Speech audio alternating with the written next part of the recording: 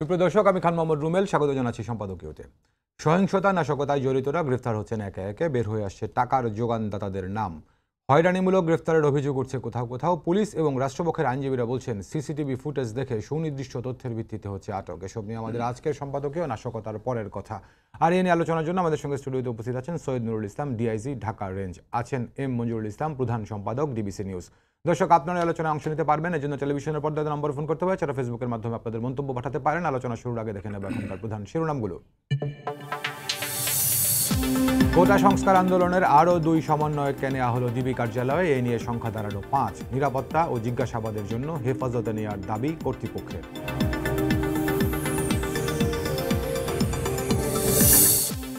রাজধানীতে নাশকতার আগে 18 জুলাই 1 লাখ নতুন সিম যুক্ত হয় ঢাকার নেটওয়ার্কে। সেদিন রাতেই হামলা হয় সরকারি স্থাপনায়, জানালেন তথ্য প্রযুক্তি প্রতিমন্ত্রী। অর্থনীতিকে ধ্বংস করার ষড়যন্ত্র থেকেই দেশজুড়ে সহিংসতা। আহতদের দেখতে অর্থোপেডিক হাসপাতালে প্রধানমন্ত্রী। দুর্যোগ ব্যবস্থাপনা ও সেতু ভবন পরিদর্শন।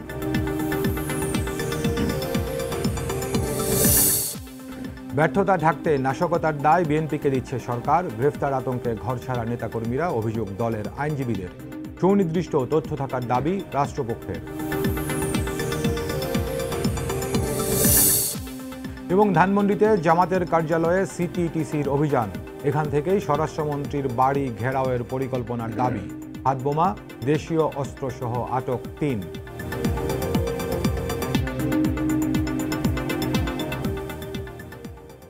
শিরোনাম দেখছিলেন, মূল আলোচনা যেতে চাই। বলছি আলোচনার শিরোনাম নাশকতার পরের কথা। দেশ জুড়ে, বিশেষ করে ঢাকায় ব্যাপক জ্বালাও পোড়াও নাশকতা সহিংসতার ঘটনা ঘটেছে। এই ঘটনায় আহত হয়েছেন অনেকেই, মৃত্যুর ঘটনাও ঘটেছে। এরপরে আইনশৃঙ্খলা রক্ষাকারী বাহিনী এসব ঘটনায় দায়ের করা মামলায় অনেককে গ্রেফতার করছেন। অনেককে গ্রেফতার করে জিজ্ঞাসাবাদ শেষে বিভিন্ন মামলায় তাদেরকে এজাহারভুক্ত করা হচ্ছে। এই নিয়েও নানান কথা আছে। বিরোধী দল থেকে বলা হচ্ছে তাদের নেতাকর্মীদেরকে হয়রানিমূলকভাবে গ্রেফতার করা হচ্ছে। সরকারি তরফে বলা হচ্ছে তথ্য যাদের বিরুদ্ধে পাওয়া যাচ্ছে প্রযুক্তির সহায়তায় তাদেরকেই শুধুমাত্র আইনের আওতায় আনা হচ্ছে। এসব অন্যান্য সমসাময়িক বিষয় আলোচনা করবো। সৈয়দ নুরুল ইসলাম, আপনি তাহলে শুরু করতে চাই। নুরুল ভাই, ধরুন এই আন্দোলনটা বা আন্দোলনটা না ঠিক, মানে আন্দোলনকে ভর করে যে নাশকতা, সংঘর্ষ, সহিংসতা, সেই ঘটনায় আপনারা পুলিশ সদস্যরা অনেক আহত হয়েছেন। এখন পর্যন্ত সরকারি বরাতে বলা হচ্ছে 1700 পুলিশ সদস্য আহত হয়েছেন, আপনাদের অনেক কয়েকজন নিহত হয়েছেন। তো সেই সংখ্যাটা এখনো পর্যন্ত নির্দিষ্ট হয়নি, তো সেটা বলতে পারছি না। কিন্তু আহতের তথ্যটা শুধু যদি দেখি, এই কয়েকদিনের নাশকতায় 1700 পুলিশ সদস্য আহত হলেন আপনারা দায়িত্ব পালন করতে গিয়ে। এর আগে ধরুন এই ধরনের নাশকতা আমরা দেখেছিলাম 2013, 14, 15 সালে। প্রায় 2.5 বছরের লাগাতার আগুন, সন্ত্রাস, জ্বালাও পোড়াও, সংঘর্ষের ঘটনাতেও এত সংখ্যক পুলিশ সদস্য আহত হননি। তো এবার কেন? মানে আপনাদের কি প্রস্তুতির অভাব ছিল? আপনাদের কি গোয়েন্দা তথ্যের ঘাটতি ছিল? মানে আপনাদের সদস্যরা কেন এরকম নিরাপত্তা ঝুঁকির মধ্যে পড়লেন? Thank you very much. আমি প্রথমে সময় টিভি এবং সময় টিভির সমস্ত দর্শক যারা আছেন তাদের সবাইকে ঢাকা রেঞ্জ এবং বাংলাদেশ পুলিশের পক্ষ থেকে শুভেচ্ছা জানাচ্ছি। সরাসরি আপনার প্রশ্নের উত্তরে যাই। তা আমাদের কাছে মনে হয়েছে যে দুটো কারণে আমাদের যে 1700 আহত এবং 3 জন সদস্য শাহাদত বরণ করেছেন, একজন আনসার সদস্য শাহাদত বরণ করেছেন। তো এটা প্রথমটা কারণ হচ্ছে যে কোটা বিরোধী যে আন্দোলনটা চলতেছিল, কোমলমতি ছাত্ররা আন্দোলন করছে, সরকারের সঙ্গে একটা নেগোসিয়েশন হচ্ছে এবং সরকার যেই 18 সালে যে পরিপত্রটা জারি করেছিল যে কোটা থাকবে না, মূলত হাইকোর্টে মুক্তিযোদ্ধার সন্তানরা আবেদন করার পরে, হাইকোর্টে রিট করার পরে হাইকোর্ট পুনর্বহাল করার জন্য একটা সিদ্ধান্ত দিয়েছিল, একটা রায় দিয়েছিল। তো সেই রায়ের বিপক্ষে আবার সরকার কিন্তু অ্যাপিল করেছিল এবং সেই অ্যাপিলের শুনানির ডেটটা সুপ্রিম কোর্টে একটু 4 সপ্তাহ পরে ছিল। তো আমাদের কাছে মনে হয়েছিল যে এটা সরকারের সঙ্গে নেগোসিয়েশন এবং কোর্টে কী রায় দেয় সেটার উপরে বেস করে এটা সমাধান হয়ে যাবে। তো অত বড় ধরনের কোনো প্রিপারেশন নেওয়ার আমাদের আসলে খুব বেশি প্রয়োজন ছিল বলে মনে হয়নি আমাদের কাছে। আর দ্বিতীয়ত হচ্ছে যে সারা দেশ থেকে এই যে আপনি লিড নিউজে যেটা আসছে, যেটা মাননীয় মন্ত্রী মহোদয় যেটা বলেছেন, যে দেখবেন যে বাংলাদেশের খুব বেশি জেলাতে কিন্তু কোনো সহিংসতা হয়নি। কারণ কোটা তো সবারই জন্য দরকার, সকল ছাত্রের জন্য দরকার এবং সব জেলাতেই একইভাবে এটার প্রতিবাদ হওয়ার স্বাভাবিক, কিন্তু সব জেলাতে কিন্তু হয়নি। সংঘর্ষটা বা সহিংসতাটা হয়েছে ঢাকা মেট্রোপলিটন এরিয়াতে, ঢাকা জেলাতে, নারায়ণগঞ্জ জেলা, নরসিংদী জেলা এবং কিছুটা হয়েছে মাদারীপুর জেলা। এই কয়টা জেলার মধ্যে কিন্তু সীমাবদ্ধ। তো তার মানে খুব ক্লিয়ার বোঝা যাচ্ছে যে ঢাকাকে বিচ্ছিন্ন করার জন্য, ঢাকা মহানগরীকে অচল করে দেওয়ার জন্য ঢাকা মহানগরীর ভিতরে একটা প্রিপারেশন ছিল। আমি দুঃখিত, তো ঢাকা মহানগরীর ভিতরে একটা প্রিপারেশন ছিল। আর ঢাকা মহানগরীর সঙ্গে কানেক্টেড যে রুটগুলো আছে, যেমন উত্তরবঙ্গ থেকে বিচ্ছিন্ন করার জন্য ঢাকা জেলাতে একটা সহিংসতা হয়েছে, চট্টগ্রাম লাইফলাইন এটাকে বিচ্ছিন্ন করার জন্য নারায়ণগঞ্জ জেলাতে হয়েছে, এবং সিলেট অঞ্চল থেকে তাকে বিচ্ছিন্ন করার জন্য নরসিংদী জেলাতে হয়েছে, আর হয়েছে গাজীপুর মেট্রোপলিটনে, যেটা ময়মনসিংহ অঞ্চল থেকে বিচ্ছিন্ন করার জন্য। তো এটা যে একটা সুপরিকল্পিত অংশ, এটা কিন্তু আমরা বুঝতে পারি না। এজন্যই যেহেতু কোটা বিরোধী আন্দোলন চলছে, কোটা বিরোধী আন্দোলনটাকে বেজ করে বা কোটা বিরোধী আন্দোলনটাকে যে হাইজ্যাক করে নিয়ে যারা সরকার বিরোধী, রাষ্ট্রবিরোধী, তারা যে রাষ্ট্রটাকে অকার্যকর করবে, সরকারের পতন ঘটাবে, রাষ্ট্রকে অচল করে দেবে, এই ধারণাটা আসলে আমাদের কারোরই ছিল না। ধন্যবাদ আপনাকে। মঞ্জু ভাই, শুনছিলেন যে আমাদের ঢাকা রেঞ্জের ডিআইজি সৈয়দ নুরুল ইসলাম দুটি কথা বলছে যে খুব বেশি প্রস্তুতি নেওয়ার প্রয়োজন ছিল বলে প্রথমত তারা মনে করেননি যখন আন্দোলনটি শিক্ষার্থীদের হাতে ছিল।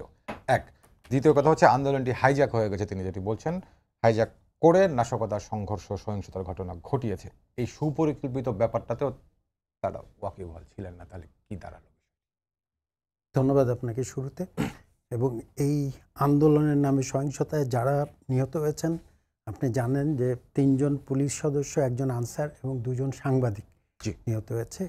এছাড়া শিক্ষার্থী এবং সাধারণ জনগণেরও সংখ্যাটা নির্দিষ্ট আমরা জানি না, কিন্তু এটা 100-র উপরে অন্তত নিশ্চিত করে আমরা বলতে পারি। কিন্তু যেভাবে দেশের বাইরের গণমাধ্যমে বলা হচ্ছে হাজার হাজার, বিষয়টা মোটে ওরকম না। যারা নিহত হয়েছে তাদের আত্মার শান্তি কামনা করি, এবং যারা আহত তাদের জন্য সমবেদনা জানিয়ে আমি বলতে চাই যে আমি সৈয়দ নুরুল ইসলাম সাহেব অত্যন্ত সক্রিয় পুলিশ কর্মকর্তা। উনি একেবারে মাঠে ময়দানে কাজ করা মানুষ। ওনার বক্তব্যটা শুনতে শুনতে আমার মনে হচ্ছিল, এবং গত কয়েকদিন ধরে তো আমরা কাভার করছি, এই পুরো কোটা আন্দোলনটা এবং আজকের সহিংসতার পরের আপনার যে শিরোনাম, নাশকতার পরের কথা বিশ্লেষণ করলে আমার একটা জিনিস মনে হয় যে ছাত্ররা যারা আন্দোলনটা শুরু করেছিলেন, তাদের মুখের ভাষা অথবা আন্দোলনের ভাষা বুঝতে ব্যর্থ হয়েছেন আমাদের রাজনীতিবিদরা, আমাদের প্রশাসন, আমাদের আইনশৃঙ্খলা রক্ষাকারী বাহিনী। এরপরে যদি বলেন যে না, উনি যেটা বললেন এই ব্যাখ্যা যদি আমি মেনেই নিই যে না, আমরা তো ওইটা পরিকল্পনা যে এত বড় সেটা ভাবতে পারিনি, পেছনে কি হবে, এই অংশে আসার আগে আমি বলি, আপনার 2018 সালের আন্দোলনের কথা মনে আছে, কোটা বিরোধী আন্দোলন। সেখানেও কিন্তু শুরুর দিকে সেই আন্দোলনকে এক ধরনের সামাল দেওয়ার জন্য প্রথমে ছাত্র সংগঠনকে কাজে লাগানো হয়েছিল, পুলিশ প্রশাসন কিছুটা সম্পৃক্ত হয়েছিলেন, শেষ পর্যন্ত কিন্তু দাবিটা মেনে নিয়ে কোটাকে বাতিল করা হয়েছিল সম্পূর্ণ। ইতিহাসের শিক্ষা কি জানেন? দুঃখজনক, ইতিহাস থেকে কেউ শিক্ষা নেয় না। ওই অংশটা যদি আমরা খালি রিওয়াইন্ড করি, তাহলেই কিন্তু আমরা জানি পরের অংশটা বাদ দিলাম। নুরুল ইসলাম সাহেব যেটা বললেন এবং আমরা সকলে মিলে যা বলছি, সরকার থেকে যা বলা হচ্ছে যে মহাপরিকল্পনার পেছনে ছিল, ওই অংশ বাদ দিলাম।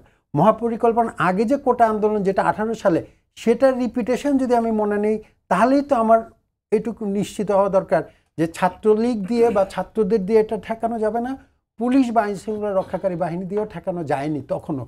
এবং শেষ পর্যন্ত মাননীয় প্রধানমন্ত্রী কোটা বাতিল করে দিলেন।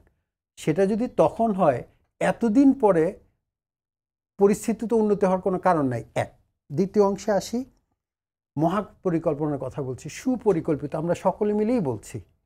এই যে সুপরিকল্পনা হলো, আজকে আপনাদের এই শিরোনামে আছে, আমাদের অত্যন্ত প্রিয় মানুষ, অত্যন্ত দক্ষ প্রতিমন্ত্রী, দ্বিতীয় টার্মে আছেন উনি বললেন যে আগের দিন রাতে 1 লাখ নতুন সিম যুক্ত করা হয়েছিল।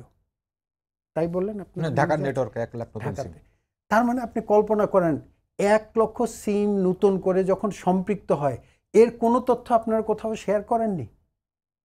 মানে এটা তো একটা অভূতপূর্ব ঘটনা। আপনি বাংলাদেশ ব্যাংকে যখন টাকার লেনদেন হয়, ওনার গভর্নরের সামনে একটা গ্রাফ থাকে, একটা ড্যাশবোর্ড বলে, সেখানে অন্য রকমের লেনদেন হলে পরে এটা কিন্তু ওনারা আইডেন্টিফাই করেন এবং খোঁজ নেওয়ার চেষ্টা করেন। এই ধরনের তথ্য কেন এটাকে দেয়া হলো না? আজকে আমাদের প্রশাসনের সকলে বলছেন, আমরাও গণমাধ্যম তথ্য বের করছি যে যেটা মাননীয় প্রধানমন্ত্রীও বলেছেন যে সারা বাংলাদেশ থেকে শিবির, জামাত বা অন্যরা দুর্বৃত্তরা এসে ঢাকার চারপাশে এসে দু একদিন ধরে ছিল অথবা আরও বেশি দিন ধরে ছিল, কোনো তথ্যই কি আমরা জানলাম না? আমি সাধারণ মানুষের কথা বলি। সফলতা ব্যর্থতার বিশ্লেষণ আরও পরে হবে। আমি যেই গাড়িটা দিয়ে আমাকে এখানে নিয়ে আসা হলো, সেই ড্রাইভার আমাদের মতো অতটা হয়তো শিক্ষিত আর, উনি বলছিলেন যে স্যার এবারে দেখেন ঘটনাটা কি হলো, এত পুলিশ, এত আইনশৃঙ্খলা রক্ষা বাহিনী, এনএসআই, সিআইডি, অমুক তমক, তারা কেউই কিছু জানলো না। অথচ দেখেন এবারের হত্যাকারী, দুইটা তথ্য তিনি বললেন, এই প্রশ্ন তার মনে, কারণ সে বাইরে সবাই এই আলোচনা করছে। দ্বিতীয় হলো এবারের টার্গেটটা অন্যরকম, এবারের টার্গেট হচ্ছে কেবল পুলিশ আর সাংবাদিক। বললো স্যার আমরা মুভমেন্ট কাভার করছি, সেই সময় দেখা যেত গাড়িটা ধরলে পরে গাড়িটা ভেঙে ছেড়ে দিত, আমরা চলে যেতে পারতাম। এবার কিন্তু কাউকে নামতে দেয় না গাড়ি থেকে, এবার হচ্ছে একেবারে পিটান মারা নিশ্চিত না যাওয়া পর্যন্ত তারা হামলা চালায়। তার মানে এই যে তৎপরতা, এই তৎপরতার কিছুই আমাদের কেউ জানলো না, রাষ্ট্রের এত অর্গান থাকতে। এই ব্যর্থতাগুলো আমাদের বিশ্লেষণ করা দরকার। আমি শেষ করব এইটুকু বলে এই পর্বে, যে আমাদের এখন মূল্যায়ন করা দরকার। এটা কিন্তু রাষ্ট্র আমরা যেভাবে এগিয়ে যাচ্ছে অর্থনৈতিকভাবে, সামগ্রিকভাবে, শিক্ষার মানে, আমাদের তথ্য প্রযুক্তি না কেবল, আমাদের আইন শৃঙ্খলার প্রতিটি বাহিনী দেখেন অত্যাধুনিক যন্ত্রে, অত্যাধুনিক মানে প্রশিক্ষণে প্রশিক্ষিত। সেই জায়গায় কোথায় যে ফাঁকটা রয়ে গেছে, আমি মনে করি এই ঘটনার মধ্য দিয়ে কেবলমাত্র সরকার না, কেবলমাত্র রাষ্ট্র না, সারা বাংলাদেশের জনগণের মনের মধ্যে একটা নাড়া দিয়ে গেছে যে কোথায় আমরা একটা যেন শুভঙ্করের ফাঁকি রেখে দিয়েছি, যেই ফাঁক দিয়ে এত বড় রাষ্ট্রকে ব্যর্থ প্রমাণ করার মতো একটা পরিকল্পনা 2 দিনের মধ্যে বাস্তবায়ন করলো। জি, অনেক ধন্যবাদ নুরুল ভাই। দুটি প্রসঙ্গ আপনার সঙ্গে একবারে জানতে চাই খুব ছোট করে। একটি বিষয় হচ্ছে, আমি যেটি শুরুতেও বলছিলাম যে হয়রানিমূলক গ্রেফতারের অভিযোগের কথা উঠছে কোথাও কোথাও কোথাও কোথাও উঠছে। এই কারণে বলছি, ধরুন একটি রাজনৈতিক দল, তারা বলছে তাদের নেতাকর্মীদেরকে হয়রানিমূলকভাবে গ্রেফতার করা হচ্ছে, এটি হলো একটি অংশ এই অভিযোগের। আরেকটি অংশ হচ্ছে বিভিন্ন আদালতে, দেশের ঢাকা মেট্রোপলিটনের ম্যাজিস্ট্রেট কোর্ট কিংবা অন্যান্য আদালতের যাদেরকে গ্রেফতার করে আনা হচ্ছে, এই ক্ষেত্রে আমরা দেখছি গণমাধ্যমে অনেকের আত্মীয় স্বজন বলছেন যে তারা এই সহিংসতা নাশকতার দিন ঘরে ছিলেন, কোনো কারণে বাইরে বের হয়েছেন, পরবর্তীতে তারা গ্রেফতার হয়েছেন। আপনাদের বক্তব্য এর মধ্যে গণমাধ্যমগুলোতেও আসছে যে তথ্য প্রযুক্তির সহায়তা নিয়ে আপনারা গ্রেফতার করছেন, কিন্তু তারপরেও আমি রাজনৈতিক অংশের অভিযোগটাকে যদি একদিকে রাখি, এই সাধারণ মানুষ যেটি বলছেন, এই ক্ষেত্রে কি বলবেন আপনি? দেখুন, আমি প্রথমে খুব জোর দিয়ে বলি যে সেটা হলো যে আমাদের কিন্তু জনগণকে হয়রানি করার কোনো ন্যূনতম কোনো উদ্দেশ্য নাই। এবং এত বড় একটা ডিভাস্টেশন বাংলাদেশে ঘটে গেছে, একটা ম্যাসাকার হয়ে গেছে, যে এর পরবর্তীতে, অর্থাৎ ঘটনার পরবর্তীতে যারা অপরাধী তাদেরকে আইনের আওতায় আনার ক্ষেত্রে আমরা কিন্তু খুবই সতর্ক। খুবই সতর্ক বলতে আমাদের কাছে এভিডেন্স কি আছে। প্রথমত এমন যদি হয় যে একটা যেতে মারামারি চলতেছে, সেখান থেকে কিছু লোককে ধরে নিয়ে আসলাম, তার মধ্যে একটা বাদাম বিক্রেতা, একটা ফুটপাতে হাঁটা লোক ধরা পড়ে গেছে, এটা কিন্তু হতে পারে। বাট এখানে কিন্তু ঘটনাটা এরকম না। এখানে ঘটনা যখন হয়ে গেছে তখন তো হয়েই গেছে, তখন তো তেমন কাউকে গ্রেপ্তার করা হয়নি। তো ঘটনার পরবর্তীতে বেশ কদিন পরে আমরা যখন গ্রেপ্তার করছি, তখন অবশ্যই যে অপরাধী, তার অপরাধের সপক্ষে যে ধরনের তথ্য প্রমাণ আছে, সেই তথ্য প্রমাণের ভিত্তিতেই করছি। আইদার কোনো চাক্ষুষ এভিডেন্স আছে, অথবা সিসি ক্যামেরা ফুটেজে আছে, অথবা ভার্চুয়াল কমিউনিকেশনে কোনো এভিডেন্স আছে। এই সমস্ত এভিডেন্সের উপর ভিত্তি করেই কিন্তু আমরা করতেছি। কিন্তু নর্মালি যারা অপরাধ করে তাদের বৈশিষ্ট্য হচ্ছে যে সবসময় তারা বলে সে কোনো অপরাধ করেনি, এবং তারা আত্মীয় স্বজনও কিন্তু সেই কথাই বলে। আমরা একদম সুনিশ্চিত করে বলতে পারি যে যারা যে অপরাধ করেছে সে অপরাধের এগেইনস্টই তাকে নিয়ে আসা। আরেকটা বিষয় আপনাকে জানতে, আপনি নরসিংদীর কথা বলছিলেন, নারায়ণগঞ্জের কথা বলছিলেন, গাজীপুরের কথা বলছিলেন। তো নরসিংদী কিংবা নারায়ণগঞ্জ দুটি যেহেতু আপনার রেঞ্জের মধ্যে পড়ে, গাজীপুর পরে, মেট্রোপলিটন মনে হয় পড়ে না আপনার, গাজীপুর জেলা আপনার, মেট্রোপলিটন আপনার বাইরে। কিন্তু ধরুন এর আগের যে ধারাবাহিকতা, মানে এ ধরনের যে আন্দোলন বা এ ধরনের যে নাশকতা সহিংসতার ঘটনা এর আগে আমরা বিভিন্ন সময় দেখেছি, অন্ততপক্ষে নরসিংদীতে এই শক্তির উত্থান অন্ততপক্ষে আগেরগুলোতে খুব বেশি দেখা যায়নি। নারায়ণগঞ্জ একটি শ্রমিক অধ্যুষিত এলাকা, নানান ধরনের মানুষ আছে, কিন্তু এখানেও যদি 12-13 সালের কথাও যদি বলি, খুব বেশি তৎপরতা চোখে পড়েনি। আবার এই যে 1 লাখ সিম ঢাকার নেটওয়ার্কে যুক্ত হওয়ার কথা, যেটি আজকে তথ্য দিলেন তথ্য প্রযুক্তি প্রতিমন্ত্রী, তো এই জায়গাতে এই জেলাগুলোতে কোত্থেকে এসেছে, কারা এসেছেন, এটিকে আপনারা জানতে পেরেছেন এখন পর্যন্ত? আচ্ছা, প্রথমত নরসিংদীর কথাটা আপনাকে বলি, যে আপনি জানেন যে নরসিংদীতে একটা নজিরবিহীন ঘটনা ঘটেছে, যেটা জেলখানা লুট হয়ে গেছে। শুধু লুট না, এখানে 826 জন কয়েদি ছিল, কয়েদি না মানে হাজতি ছিল, এই কয়েদি এবং হাজতি ছিল, তারা কিন্তু সবাই বেরিয়ে গেছে। এবং আজ পর্যন্ত 496 জন হাজতি তারা কিন্তু ফেরত আসছে স্বেচ্ছায়। আমরা 40 জনকে গ্রেপ্তার করেছি, বাকিরা কিন্তু ফেরত আসছে। তো যারা ফেরত আসছে তারা যে স্টেটমেন্ট আমাদের কাছে দিয়েছে, আমাদের কাছে ভিডিও ক্লিপও আছে, তারা বলেছে যে কথা যে আমরা কিন্তু এখান থেকে কিছুতেই যেতে চাইনি, কিন্তু যারা নৃশংসতাকারী যারা ঢুকেছিল তারা আমাদেরকে মারপিট করেছে, চাপা দিয়ে কোপ দিতে গেছে, তখন জীবন বাঁচানোর স্বার্থে আমরা এখান থেকে চলে গেছি এবং আমরা আইনের প্রতি শ্রদ্ধাশীল, আমরা আবার ফিরে আসছি। তো সুতরাং তাহলে কারাই ঘটনাটা ঘটালো যে যারা নরসিংদী এলাকা অথবা আশপাশের এলাকার দুর্ধর্ষ আসামি যারা জেল সম্পর্কে ভালো জানে, জেলের ভিতরে ছিল, বহুবার ছিল, ডাকাতি মামলা আসামি, মার্ডার মামলা আসামি, তারা মূলত অপারেশনটা করেছে। এবং জেলের ভিতরে জঙ্গি, আপনি জানেন যে 9 জন ছিল, কিছু ডাকাতি মামলা আসামি ছিল, মার্ডার মামলা আসামি ছিল, এদের ভিতরে একটা যোগসাজশ হয়েছে এবং আলটিমেটলি এই দুই পক্ষ অর্থাৎ বাইরের অংশ আর ভিতরের অংশ, ওই ক্রিমিনালরা তারা যোগসাজশে জেলখানাটা লুট করে 85টা অস্ত্র নিয়ে গেছে এবং সবাইকে এখান থেকে বের করে দিয়েছে। তো এখন এই যে 85টা অস্ত্র গেছে, আমরা যদি আজ পর্যন্ত 45টা আমরা উদ্ধার করেছি, বাকিগুলো উদ্ধার করতে পারিনি। এই অস্ত্র দিয়ে কিন্তু তারা পুলিশ, বিজিবি তাদের সঙ্গে তো ফাইট করেছে রীতিমতো। এবং ওখানে একটা এপিসি আছে, আপনি তো জানেন যে এপিসির স্ট্রাকচারটা খুবই শক্ত। এপিসিতে 4টা জায়গায় ফুটো হয়ে গেছে, অর্থাৎ জেলখানার ওই অস্ত্রগুলো দিয়ে কিন্তু পুলিশকে এবং বিজিবিকে লক্ষ্য করে তারা কিন্তু গুলি করেছে। এইখানে আমার আরেকটা প্রশ্ন অনিবার্যভাবে আসে, আপনি এর আগের আলোচনা যেটি বলছেন যথেষ্ট প্রস্তুতি নেয়ার বা সুপরিকল্পনা সম্পর্কে আপনাদের অতটা ওয়াকিবহাল ছিলেন না, তো এখানে এরকম একটি ঘটনা ঘটতে পারে, জেলের নিরাপত্তার জন্য বাইরে কোনো বিশেষ নিরাপত্তার ব্যবস্থা নিশ্চিত করা হয়েছে কিংবা জেল কর্তৃপক্ষ যারা আছেন তারাও তৎপরতার জায়গাটাতে কোথায় ছিলেন? তারা যে কথাটা বলেছেন, আমরা কয়েকবার ভিজিট করেছি, আমি 3বার ভিজিট করেছি। ঊর্ধ্বতন কর্মকর্তারা, স্বরাষ্ট্রমন্ত্রী মহোদয়, আইজিপি স্যার, আইজিপি রিজন সবাই ভিজিট করেছেন। ওখানে যেটা দেখা গেছে যে তারা আসলে জেল পুলিশ তারা প্রস্তুত ছিল না এবং জেলখানার চারপাশেই 10 থেকে 12 হাজার মানুষ একটা ডেমনস্ট্রেট করতেছিল, তারা সাংঘর্ষিক অবস্থায় লিপ্ত হয়েছিল, বিভিন্ন প্রতিষ্ঠানে আগুন জ্বালাচ্ছিল, পুলিশের সঙ্গে ফাইট হচ্ছিল। ওই অবস্থার ভিতরেই তারা জেল ভেঙে জেলের ভিতরে ঢুকে এগুলো লুট করে নিয়ে যায় এবং জেল পুলিশের কাছে যে অস্ত্রগুলো ছিল সেই অস্ত্রগুলো থেকে তারা ফায়ার করতে পারে নাই। আইদার তারা হয়তো যথেষ্ট প্রস্তুতি নিতে পারেনি বা ইনফরমেশন ছিল না, এগুলো ইনকোয়ারি চলছে, এটা জেল পুলিশ তারা তাদের মতো। মঞ্জু ভাই, আমি আপনার কাছে দুটি প্রশ্ন জানতে চাই। একটি হচ্ছে যে এটা গণগ্রেফতারের কথা বা হয়রানিমূলক গ্রেফতারের কথা যেটি বলছিলাম, তো এখন ধরুন দুটি বিষয়, আমাদের ঢাকা রেঞ্জের ডিআইজি এখন যে বক্তব্যটা দিচ্ছেন সরকারি তরফেও এই বক্তব্যটাই আসছে, কিন্তু তারপরেও যেহেতু কথা উঠছে এখন দুইভাবে দেখা যায়। একটি হচ্ছে একজন মানুষও যদি হয়রানিমূলকভাবে গ্রেফতার হয় তাহলে মূল উদ্দেশ্যটা ব্যাহত হয়, আবার ধরুন যদি ঢালাওভাবে হয়রানিমূলক গ্রেফতার করা হচ্ছে বলে অভিযোগ তোলা হয় তাহলে মূল উদ্দেশ্যটা ব্যাহত হয়। তো এখন দুই জায়গাতেই আমাদের এই ক্ষেত্রে কথা বলার জন্য, বক্তব্য দেওয়ার ক্ষেত্রে সচেতন হওয়া জরুরি কিনা? অবশ্যই। আপনি দেখেন এর পেছনের কারণ হচ্ছে আমরা আমাদের এই যে আইনশৃঙ্খলা রক্ষাকারী বাহিনী বা পুলিশ বাহিনী যে সরাসরি বলি, তাদেরকে আমরা বিভিন্ন রাজনৈতিক দল রাজনৈতিকভাবে ব্যবহার করেছেন এবং তাদের ভূমিকাকেও রাজনৈতিকভাবে বর্ণনা দিয়েছেন। ফলে তারা কিন্তু কখনোই নিরপেক্ষভাবে দায়িত্ব পালন করতে চাইলেও সেটাকে লেভেল মুক্ত করতে পারেনি। কারণ যখন যারাই ক্ষমতায় ছিল তারা কখনো কখনো ব্যবহার করেননি, এটা আমি বলবো না। আবার যারা বাইরে ছিল তারা সবসময় তাদের নিরপেক্ষ ভূমিকাকেও বলেছে তারা রাজনৈতিক কারণে কাজটি করছে। একটা বাস্তবতা। আরেকটা বাস্তবতা বলি, এটা ইসলাম সাহেব অত্যন্ত দক্ষ এবং আমাদের অত্যন্ত প্রিয় মানুষ, তাকে সামনে রেখে বলতে চাই, পুলিশ কিন্তু বাংলাদেশের অনেক কঠিন সময়ে যেমন বাংলাদেশের নাগরিকের নিরাপত্তা দিয়েছে, আবার পুলিশের কিছু কিছু সদস্য তাদের এক ধরনের দুর্নামের কারণে পুরো বাহিনীকেই কিন্তু এক ধরনের কালিমা লুপ্ত করেছে, যার জন্য বিশ্বাসযোগ্যতা, আস্থার জায়গাটা কিন্তু কিছুটা সরে এসছে।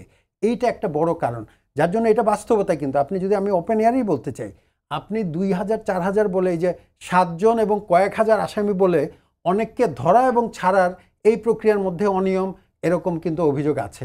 ফলে এবারের ঘটনা কিন্তু সারা রাষ্ট্রকে নাড়া দিয়েছে, যেটা আমি আগে বললাম। এবার আইন শৃঙ্খলা রক্ষাকারী বাহিনী কেবল পুলিশ না, পুলিশ, বিজিবি, আমাদের সকল বাহিনীকে নাড়া দিয়েছে। তাদের সম্মানের জন্য আমি মনে করি এই জায়গাটা তারা অত্যন্ত সচেতন হবেন, সতর্ক হবেন, নাহলে কিন্তু সরকারের কেবল বদনাম হবে সেটা না, এই বাহিনীর যে মানে আস্থা নষ্ট হয়েছে সেই আস্থা ফিরে পাওয়া যাবে না। এই জায়গায় একটা। আর দ্বিতীয়ত আমি আরেকটা জায়গায় ছোট করে বলি, এবারের অপারেশনটা অন্যরকম। আপনি দেখেন চরিত্রটা, এই যে পুলিশকে পিটিয়ে হত্যা করা, ছাদ থেকে ছাত্রলীগ সহ ছাত্রদের ফেলে দিয়ে হত্যা করা এবং রক কাটা, এবং এই যে সাংবাদিক পুলিশকে, অর্থাৎ চতুর্থ স্তম্ভ, 3টা স্তম্ভকে তো অকার্যকর দেখাচ্ছে, চতুর্থ স্তম্ভকেও চ্যালেঞ্জ ছাড়া যাবে না। এটার কিন্তু একটা রাষ্ট্রবিরোধী যাদের ষড়যন্ত্র তাদের কাণ্ড বলে অন্তত যোগ করলে এইটুকু বোঝায়। এই জায়গায় আমি কেবল মনে করবো আইন শৃঙ্খলা রক্ষাকারী বাহিনীর উপর দায় দিয়ে রাজনৈতিক নেতৃবৃন্দ যদি দূরে সরে থাকেন হবে না। আপনি দেখেন 75তম বার্ষিকী পালন করলো বাংলাদেশ আওয়ামী লীগ, 15 বছর ধরে ক্ষমতা একটা না, দীর্ঘ সময় অঙ্গ সংগঠনের যে কোনো মিটিং মিছিল লক্ষ লক্ষ লোক হয়, একটা নির্বাচন হলে পরে কয়েক ডজন ক্যান্ডিডেট হয়, সে জায়গায় কোথায় তারা প্রতিরোধ গড়ে তুলেছেন?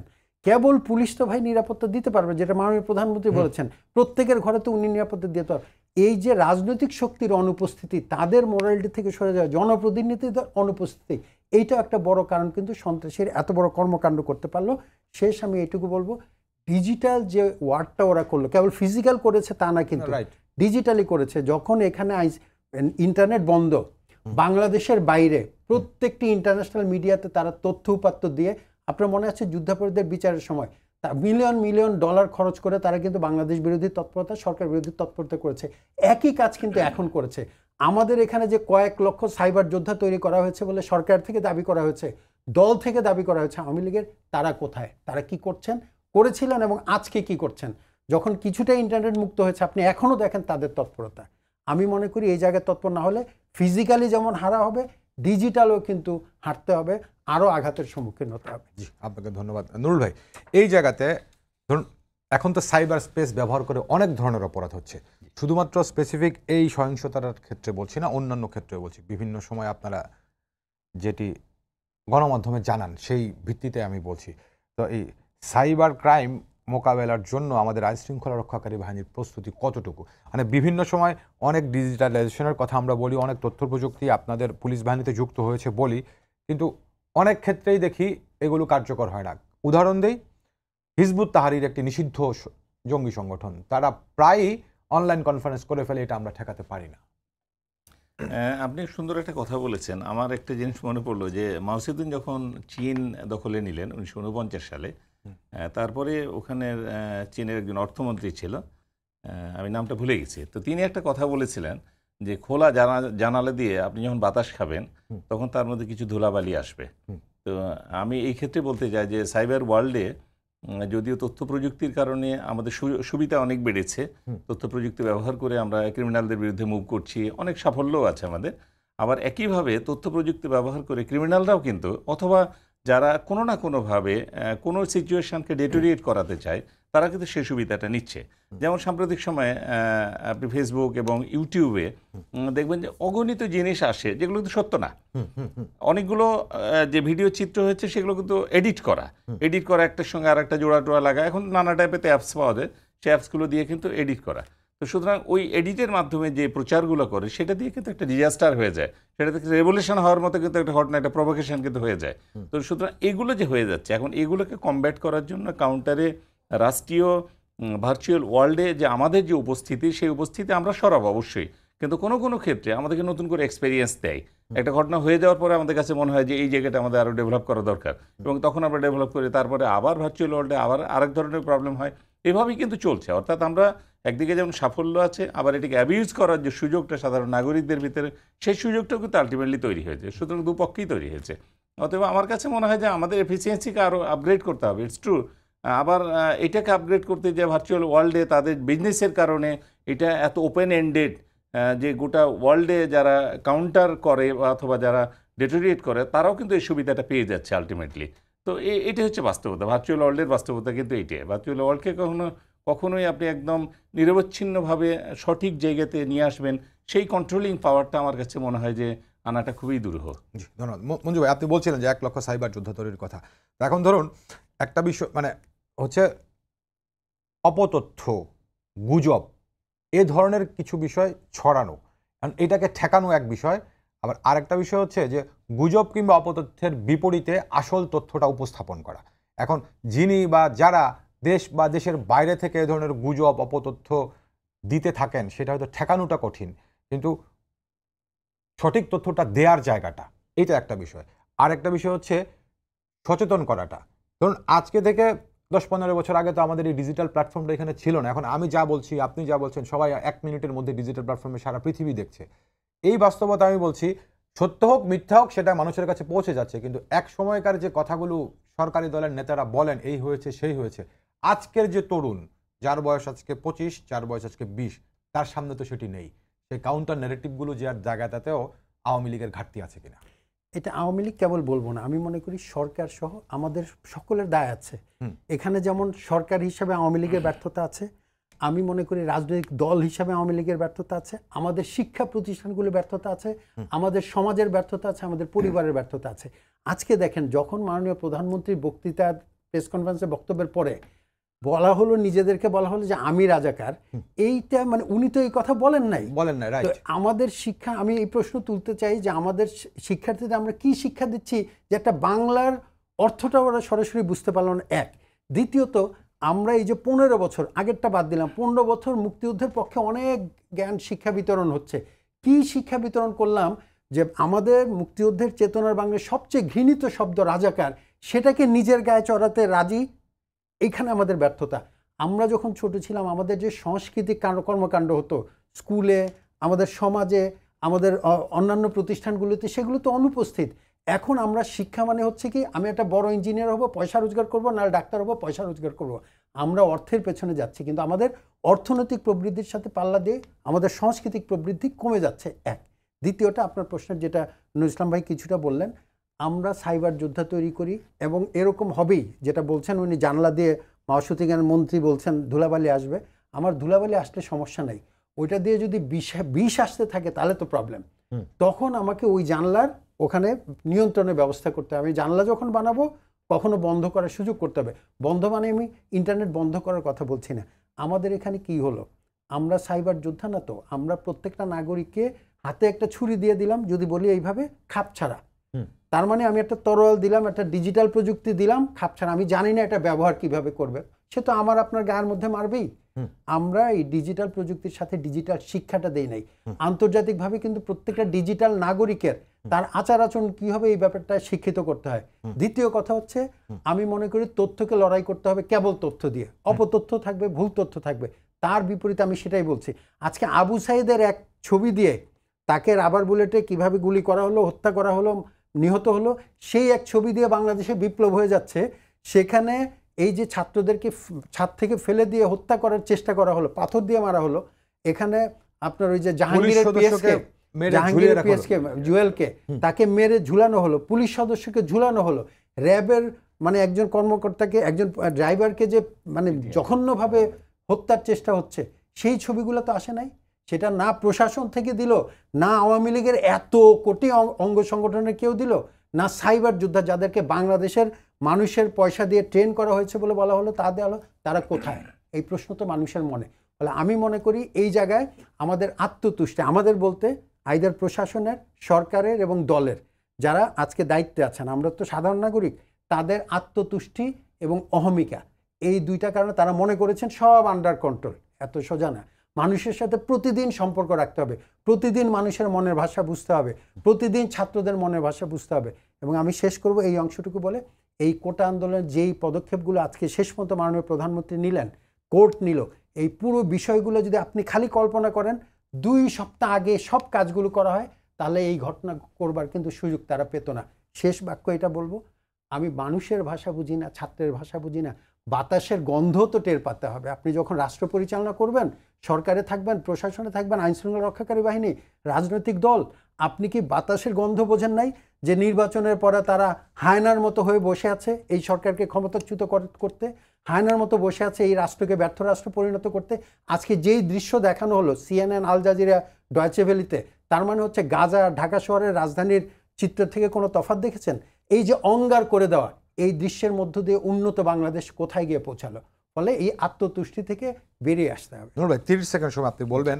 ধরুন এই যে আপনি যেটি বলছিলেন শুরুতে যে যথেষ্ট ওয়াকেবল আপনারা ছিলেন না, তো তারপরে এই নাশকতা থেকে পুলিশে কি শিক্ষা নিল, কি উপলব্ধি? ডেফিনেটলি আমি আপনাকে বলতে পারি যেটা আমাদের জন্য বিরাট একটা লার্নিং, এবং ফিউচারের জন্য আমরা নিজেদেরকে প্রস্তুত করার জন্য একটা লার্নিং তৈরি হয়েছে। যদিও অনেক ইটস এ গ্রেট লার্নিং, মানে হার্ডওয়ে টু লার্ন, আমাদের হার্ডওয়ের মধ্যে দিয়ে এই লার্ন করতে হয়েছে, কিন্তু এটা আমাদের লার্নিং। এবং ভবিষ্যতে আমরা ইনশাল্লাহ আপনাদেরকে কথা দিতে পারি, জাতিকে আমরা কথা দিতে পারি যে আমরা কোনো এরকম সিচুয়েশন হলে কোনো অবস্থাতেই ফেল করবো না। রঞ্জু ভাই 30 সেকেন্ড শেষ মন্তব্যটা। আমি শেষ এইটুকু বলবো, এইটার মধ্য দিয়ে সারা রাষ্ট্রকে যে ঝাঁকুনি দেওয়া হলো, এই ঝাঁকুনিতে আমি মনে করি সরকার, রাজনৈতিক দল, প্রশাসন এবং আমরা নাগরিকরা শিক্ষা যদি না নেই, ভবিষ্যতে আমাদের রাষ্ট্রের সার্বভৌমত্ব চ্যালেঞ্জের মধ্যে পড়বে। জি, আপনাদের দুজনকে অনেক ধন্যবাদ আমাকে সময় দেওয়ার জন্য। সবাইকে ধন্যবাদ জানিয়ে শেষ করছি আজকের সম্পাদক। আগামীকাল আবারও দেখা হবে রাত 10টায়। দেখার আমন্ত্রণ রইল। শুভরাত্রি।